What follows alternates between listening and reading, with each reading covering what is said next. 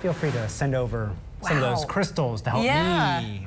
Goodness, apply that is theme for next sparkly year. and shiny. You wonder how many people work on that thing to put that together. Probably. Well, I'm just imagining, like, it's a big ball that's just outside. Why does it need a bunch of crystals? Yeah. God, and well, I don't know. It's New Year's. We got to ring it in a blingy fashion. If it doesn't pop and sparkle, then maybe your year won't. And New Year's Eve is like a sparkly time. I mean, you think about like the dresses and stuff that you see in the windows around New Year's. Sparkling all of them wine, are sparkling. Yes, bubbly. Champagne. It's all about the sparkles. Get with it. It's all about the sparkles. Now we figured it out.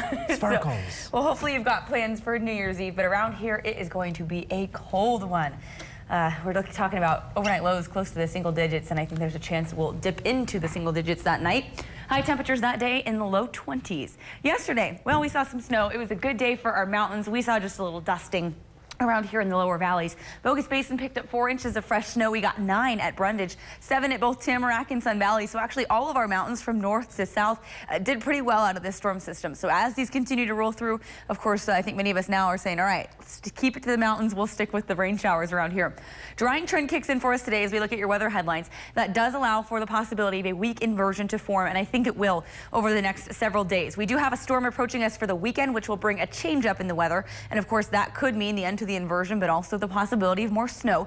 And then next week we get downright cold. We're talking about Arctic air moving in, meaning we could see some of the coldest temperatures of the season. I wouldn't be surprised if eventually our highs come out more around this number here. It's 14 right now at the Boise Airport, winds at 3 miles an hour, humidity dropping ever so slightly to 88%. 10 in Caldwell, 14 in Ontario, teens to low 20s in our mountains. So because that cold air is trapped down here, we're going to start noticing on the temperature scale here that the mountains will either be warmer or very, very similar to what we're seeing here in the lower valleys over the next couple of days. That'll go for our high temperatures too. Wind chill certainly a factor. Light winds out in the western end of the valley, creating those wind chills close to 0 degrees for both Caldwell and Ontario. So a cold start for us this morning. Otherwise pretty quiet. Still some clouds out there. That cloud deck in place. It should kind of burn off for us as we head into the early part of the afternoon. Lingering snow showers here south of the interstate between about Mountain Home and Twin Falls. Just light snow showers and a couple up there passing through near Weiser and the Oregon-Idaho border.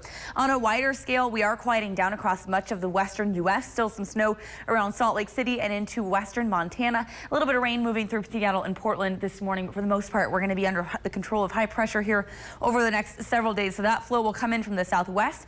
We'll see this continuing over the next couple of days. So I do think the inversion will develop, meaning we could see some fog in the mornings and in the evenings. Now this right here, what you just saw kind of drop through on Friday is a cold front, should bring some light snow showers to our central mountains. And up toward McCall too. Those mountains can see a little bit of snow as we head into Friday, but I think for the most part, by the time that moves through here, it will send us our first shot of cold air, but it will be dry for us here in the valley. So we'll hold off on the snow until the beginning of 2017 for you. 20 degrees about 9 o'clock this morning. Our high 32 will be in the mid to upper 20s for most of your afternoon, gradually decreasing in the cloud cover, so she'll get to see some sunshine out there today. We'll see the highs in the low to mid 30s for the Magic Valley, a mixture of sunshine and clouds there, otherwise just cold. Our mountains, we're talking low 20s, overnight lows down towards 0 tonight, so going to be a very cold one up in the high country. Single digits for lows in McCall tonight, high of 22, 36 in Riggins, so getting above freezing.